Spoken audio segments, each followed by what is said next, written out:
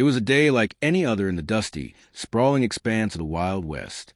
The sun hung high in the sky, its golden rays casting long shadows over the rugged terrain. A lone mule stood stubbornly on an old wooden bridge that spanned a deep ravine, its hooves planted firmly as though it had been carved from stone. Around it, the world seemed to hold its breath, as if waiting for something no one could yet understand. The air was thick with tension, and little did they know what awaited them beneath those creaking planks. This wasn't just any ordinary bridge. It connected two worlds, one of safety and familiarity, the other shrouded in mystery and danger. Beyond the ravine lay the vast unknown, where whispers of strange occurrences traveled faster than the wind itself. A group of weary travelers approached the bridge, their horses tired and dust-covered after days of relentless travel across arid plains and jagged mountains. At their head rode Samuel Carter, a man whose face bore the lines of countless trials and tribulations. His hat sat low over his brow, shielding eyes that carried both wisdom and sorrow. Beside him rode Martha, her hands gripping the reins tightly. Her expression one of quiet determination. Behind them trailed three others. Jake, a young cowboy with dreams bigger than life. Clara, a sharpshooter with a knack for trouble. And old Tom, a grizzled prospector who had seen more than he cared to remember. As they neared the bridge, Samuel pulled back on the reins, bringing his horse to a halt. "What's this?" he muttered under his breath, squinting at the mule standing motionless in the middle of the structure. It refused to budge, its ears twitching nervously as if sensing some unseen peril. "Looks like we got ourselves a problem," Jake said, dismounting to get a closer look. He walked cautiously toward the animal, speaking softly in an attempt to calm it, but the mule only backed away, shaking its head violently as if afraid of something hidden beneath the bridge. Clara joined him, her hand resting on the holster of her revolver. "There's something wrong here," she said, her voice tinged with unease. "That mule ain't spooked for no reason." Martha leaned forward in her saddle, her gaze fixed on the scene below. "You think it's safe to cross?" she asked, her tone betraying a hint of fear. Samuel frowned, studying the situation carefully. "We'll have to find out," he replied grimly. "But first, let's see what's got that mule so riled up." Together, the group descended from their mounts, gathering near the edge of the bridge. They peered over the side, trying to catch a glimpse of whatever might be lurking beneath. The water below flowed swiftly, its surface reflecting the harsh sunlight in blinding streaks.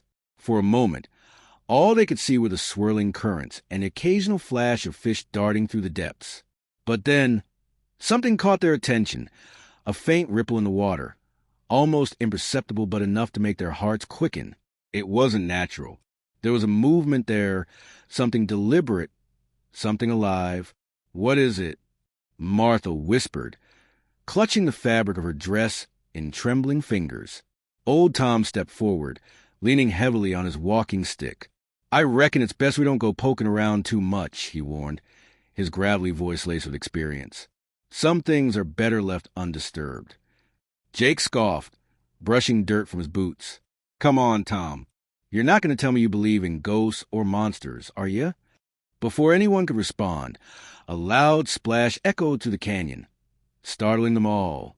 From beneath the bridge emerged a creature unlike anything they had ever seen. Its body was sleek and serpent-like, glistening wetly in the sunlight. Eyes as black as coal stared up at them, unblinking and filled with an intelligence that sent chills down their spines. For a moment, no one moved. The world seemed to freeze, suspended in time. Then panic set in.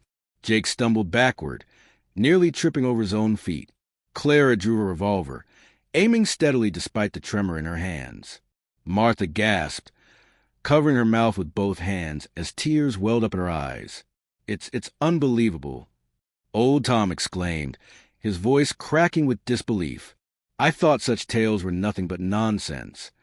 Samuel remained surprisingly calm, his eyes narrowing as he studied the creature. "Whatever it is," he said slowly, "it doesn't seem interested in attacking us, at least not yet." Indeed, the creature appeared content to remain beneath the bridge, its movements slow and deliberate. Yet there was something about its presence that made the hair on the back of their necks stand on end. It felt wrong. as though it didn't belong in this world. "We need to figure out why it's here," Clara said firmly, lowering her weapon slightly, "and why the mule won't leave." With great caution, the group began to investigate further. They examined the bridge closely, searching for any clues that might explain the creature's behavior. Beneath the wooden planks, they discovered something astonishing: an intricate network of carvings etched into the very foundation of the structure. Symbols and patterns wound together in a way that defied understanding, forming a pattern that seemed almost alive. "These markings," Samuel murmured, running a finger along one of the grooves. "They're ancient. I've never seen anything like them before." Martha knelt beside him, her curiosity overcoming her fear. "Do you think they have something to do with the creature?" "It's possible," Samuel admitted. "Little did we know when we started our journey that we'd stumble upon something like this." As night began to fall, casting long shadows across the land, the group huddled together, discussing their next move. The stars above twinkled brightly, offering little comfort in the face of the mysteries below. They debated whether to stay or retreat, each option carrying its own risks. In the end, they decided to wait. Perhaps by observing the creature longer, they could uncover its true nature. And so, they settled in for the night, taking turns keeping watch while the rest tried to sleep. Hours passed, and the moon reached its zenith, bathing the landscape in silvery light. Just as the first shift ended and the second began, the creature stirred once more. This time, however, it didn't merely linger beneath the bridge. Instead, it rose partially out of the water, revealing even more of its enigmatic form. Its scales shimmered with hues of blue and green, catching the moonlight in mesmerizing patterns. And then, to everyone's astonishment, it spoke. Not in words, but in thoughts that resonated directly within their minds. "You do not belong here," the voice intoned, calm yet commanding. "This place is sacred. Leave now and you may live." The shock of hearing the creature's voice left the group speechless. After a few moments, Samuel found his voice. "Who or what are you?" he demanded, though his tone lacked its usual authority. "I am guardian of this crossing," came the reply. "Long ago, my kind ensured passage between realms. But humans forgot, and now only fragments remain." The revelation sent waves of confusion, and all rippling through the group. Could it be true? Were they truly standing at the threshold of another world? But why the mule? Martha asked timidly, unable to keep silent any longer. "The mule senses the truth," the creature explained. "It knows what lies beneath. Your kind have forgotten, but animals still remember." As dawn broke, painting the sky in shades of orange and pink, the group faced a difficult decision. Should they heed the creature's warning and turn back, or press onward, risking everything to uncover the secrets buried beneath the bridge? Ultimately, they chose the latter. With newfound resolve, they prepared to cross the bridge, determined to learn whatever truths awaited them on the other side. The mule, sensing their determination, finally stepped aside, allowing them passage. But as they crossed, they couldn't shake the feeling that they were being watched, not just by the creature, but by forces far greater and older than themselves. And when they finally reached the other side, they realized the full extent of what they had uncovered. Beneath the bridge, hidden from sight, lay an entrance to a realm untouched by time, a place where magic and reality intertwined in ways beyond comprehension. And though they dared not enter, they knew their lives would never be the same again. For sometimes, the most extraordinary discoveries come from the simplest of beginnings, a stubborn mule refusing to leave a bridge until they saw what was underneath. As the group stood on the far side of the bridge, their hearts pounding with a mix of fear and exhilaration, the world around them seemed to shift subtly. The air grew cooler, carrying with it a faint scent of pine and earth, unlike the dry, dusty aroma they had become accustomed to during their journey. The landscape before them was markedly different from the arid plains they had traversed for days. Dense forests stretched out in every direction, their towering trees whispering secrets in the soft breeze. Samuel tightened his grip on the reins of his horse, his eyes scanning the horizon. "This isn't just another part of the frontier," he said quietly, moored himself into the others. "There's something different about this place." Martha nodded, her hand instinctively moving to clasp the small locket she always wore around her neck. "It feels alive," she murmured, her voice barely audible over the rustling leaves. "Like the forest is watching us." Old Tom leaned heavily on his walking stick, squinting into the distance. "I've heard stories," he began, his gravelly voice breaking the silence. "Stories about places like this, where the rules of the world don't quite apply. Places where the old gods still hold sway." Jake rolled his eyes, though his fingers twitched nervously near the handle of his revolver. "Don't start that nonsense again, Tom. We're not in some fairy tale." Clara, however, remained silent, her sharp gaze fixed on the forest ahead. She had seen enough strange things in her life to know when caution was warranted. "We should stick together," she said finally, her tone firm. "Whatever's out there, we'll face it as a group." With that, they ventured deeper into the woods, the horses picking their way carefully over the uneven terrain. The sunlight filtered through the dense canopy above, creating dappled patterns on the forest floor. Birds chirped melodiously, but there was an underlying tension in the air, a sense that they were being observed by unseen eyes. As they moved forward, the atmosphere grew heavier. The sound of nature faded until all that remained was an eerie silence, broken only by the occasional snap of a twig beneath their boots or hooves. Then, without warning, the ground beneath them began to tremble slightly. "What in tarnation?" Jake exclaimed, nearly losing his balance as his horse reared back in alarm. Before anyone could react further, a figure emerged from the shadows. A man, though he hardly seemed human. His skin was pale, almost translucent, and his eyes glowed faintly with an inner light. He wore clothing that looked as though it had been woven from the very forest itself, adorned with leaves and vines that seemed to writhe and twist even as they watched. "Who are you?" Samuel demanded, his voice steady despite the unease churning in his gut. "I am a guardian of this land," the figure replied, his voice resonating with an otherworldly quality. "And I must warn you, you tread on sacred ground. Turn back now while you still can." The group exchanged uneasy glances. They had come too far to turn away so easily, yet the presence of this mysterious being filled them with a deep-seated dread. "We seek answers," Samuel said after a moment, his words chosen carefully.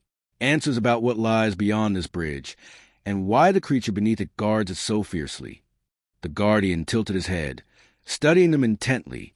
"You are brave or foolish," he said at last. "Very well. Follow me, but heed my words. The path you walk is fraught with peril. Few who venture here return unchanged." Without waiting for their response, the guardian turned and disappeared into the depths of the forest. Reluctantly, the group followed, their footsteps muffled by the thick undergrowth. The deeper they went, the stranger the surroundings became. Trees twisted and bent in impossible ways, their branches forming archways that seemed to lead nowhere. Strange lights flickered in the distance, casting eerie shadows that danced across the ground. And then they came upon a clearing unlike any they had ever seen. In the center of the clearing stood a massive stone structure, its surface covered in the same intricate carvings they had seen beneath the bridge. The symbols pulsed faintly with a soft, golden light, as though alive. Around the structure, figures moved, men and women dressed in ancient garb, their faces serene yet distant. They paid no attention to the newcomers, instead focusing on rituals that involved lighting fires and chanting in a language none of the travelers understood. "What is this place?" Martha whispered, her voice trembling. "A gateway," the guardian said, appearing once more at their side. "A connection between worlds. Long ago, your ancestors knew of such places and used them wisely, but greed and ignorance led to their abandonment, and now they remain hidden, guarded by those who remember." Samuel stepped closer to the structure, his curiosity overriding his fear. As he reached out to touch the carvings, a surge of energy coursed through him, filling his mind with visions of times long past. He saw great civilizations rising and falling, their fates intertwined with the powers contained within these gateways. He saw battles fought not with guns or swords, but with forces beyond comprehension, and he saw glimpses of futures yet unwritten, each one dependent on choices made in the present. When the vision subsided, Samuel staggered back, his breath coming in ragged gasps. "It's incredible," he managed to say, his voice hoarse, "but also terrifying." The guardian nodded solemnly. "Power always carries risk. That is why we guard this place so closely. Not all who seek it are worthy." As the sun began to set, casting long shadows across the clearing, the group realized they had little time to decide their next move. They could attempt to unlock the secret to the gateway, potentially altering the course of history, or they could leave, content with the knowledge they had gained. In the end, they chose a middle path. With the Guardian's guidance, they performed a ritual designed to seal the gateway temporarily, ensuring it would remain hidden from those who might misuse its power. It was a difficult task, requiring all their strength and resolve, but they succeeded. As they prepared to leave the forest, the Guardian offered them a final piece of advice. "Remember what you have seen here," he said, "and use it wisely, for the world is larger and more complex than you could imagine." With heavy hearts, they retraced their steps, emerging once more onto the familiar bridge. The mule awaited them, its earlier defiance replaced by a quiet acceptance. Together, they crossed back into the world they knew, forever changed by their encounter with the unknown. Yet even as they rode away, disappearing into the horizon, they couldn't shake the feeling that their adventure was far from over. Somewhere, buried beneath the surface of reality, lay truths waiting to be uncovered, and dangers lurking in the shadows. The journey back to the familiar side of the bridge was a somber one. The group rode in silence, their minds heavy with the weight of what they had witnessed. Each member carried their own thoughts, their own fears and wonders about the strange realm they had briefly entered. The forest behind them seemed to fade into a distant memory, yet its presence lingered in their hearts like an unspoken vow. As they approached the edge of the ravine, the mule stood patiently, its earlier defiance now replaced by a quiet calm. It watched them as they crossed, its large eyes reflecting the setting sun. Samuel dismounted first, his boots crunching softly on the dry earth. He reached out to pat the animal's neck, a gesture of gratitude for its stubbornness that had led them to such an extraordinary discovery. "You saved us," he whispered, though whether he spoke to the mule or himself, he wasn't sure. The creature only blinked, as if understanding the depth of his words. Martha followed suit, her hands trembling slightly as she touched the rough wooden planks of the bridge. "It's hard to believe it all happened," she murmured, her voice barely audible over the gentle rush of the river below. "But I know it did." Old Tom adjusted his hat, glancing over his shoulder at the vast expanse of wilderness they had just left. "This world is full of mysteries," he said gruffly, though there was a softness in his tone that betrayed his usual grizzled exterior. "And we've only scratched the surface." Jake, ever the skeptic, tried to lighten the mood. "So, what'll we tell folks back home? That we found a talking serpent and crossed into some magical forest where time stands still?" Clara shot him a sharp look. "If you breathe a word of this to anyone, I'll make sure you regret it," she warned, her hand resting lightly on the holster of her revolver. Samuel chuckled despite himself. "Let's just say we took a detour, one that taught us more than we bargained for." As night fell, the stars began to twinkle above, their light casting long shadows across the rugged terrain. The group set up camp near the base of the ravine, their horses grazing lazily nearby. A small fire crackled in the center of their makeshift encampment, its warmth a comforting contrast to the cool desert air. Around the fire, they shared stories, not the gateway or the guardian, but of simpler things, memories of childhood, tales of past adventures, and hopes for the future. It was a way to ground themselves, to remind each other that even after encountering the extraordinary, life went on. But as the hours passed and the flames dwindled to embers, Samuel found himself unable to sleep. He rose quietly, careful not to disturb the others, and walked to the edge of the ravine. The moon hung low in the sky, its silver light illuminating the rushing waters far below. He stared into the depths, searching for any sign of the creature they had met beneath the bridge. For a moment, he thought he saw something, a ripple, perhaps, or a shadow moving against the current.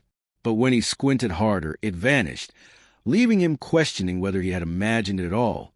"It's still here," a voice said from behind him, making him startle slightly. Turning, he saw Clara standing there, her arms crossed against the chill. "You couldn't sleep either, huh?" he asked, gesturing for her to join him. She shook her head, stepping closer to peer over the edge of the ravine. "I keep thinking about what we saw," she admitted, "about the choices we made. Do you think we did the right thing?" Samuel sighed, leaning against the rocky ledge. "How can we know for sure? All we can do is trust that we acted with good intentions. And maybe hope that the Guardian was telling the truth when he said we'd be changed for the better." Clara nodded slowly, her gaze returning to the water below. "Still, it feels like we've opened a door we can't close completely, like something's waiting for us or for someone else." Her words hung in the air between them, heavy with implication. They stood in silence for a while longer, watching the moonlight dance on the surface of the river. Then, without speaking further, they returned to the campfire, each lost in their own thoughts. Over the next few days, the group continued their journey, retracing the path they had taken before their encounter with the bridge. The landscape remained unchanged, endless plains stretching toward the horizon, dotted with occasional cacti and mesas. But everything felt different now. Every sound carried more meaning. Every shadow seemed to hold secrets. They encountered travelers along the way, some friendly, others wary.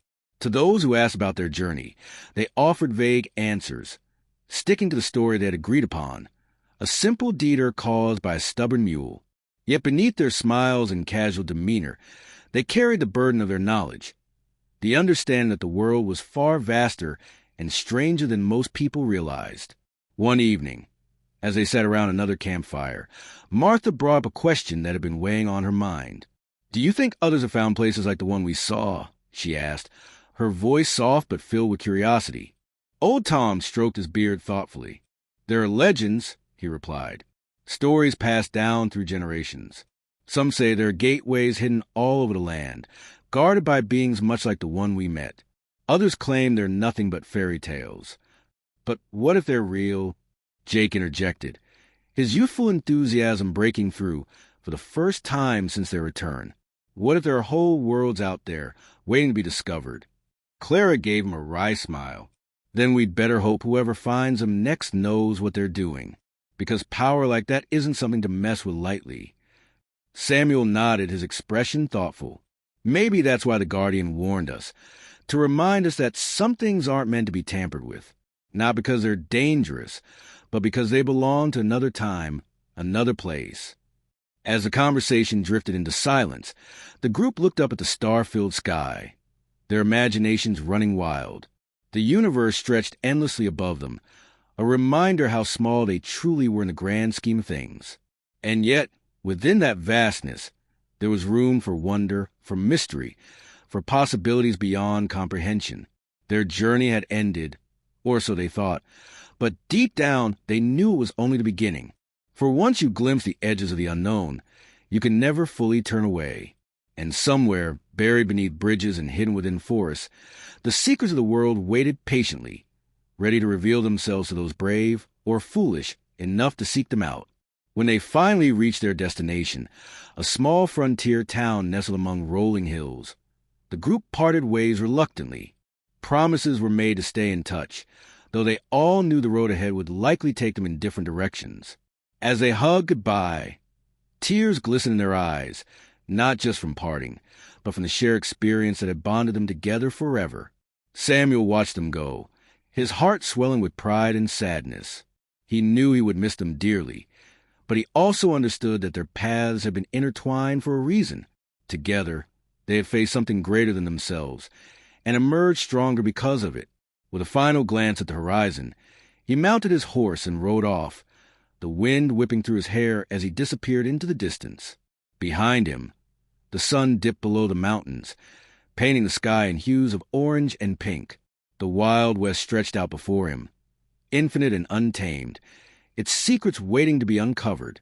And somewhere, deep within the earth, beneath ancient bridges and forgotten forests, the guardians of the gateways watched, their patience eternal, their vigil unbroken. For they knew that someday, someone else would come seeking answers, and they would be ready to guide them, just as they had guided Samuel and his companions. Until then, the world turned, its mysteries hidden in plain sight, waiting for those who dare to look beyond the surface.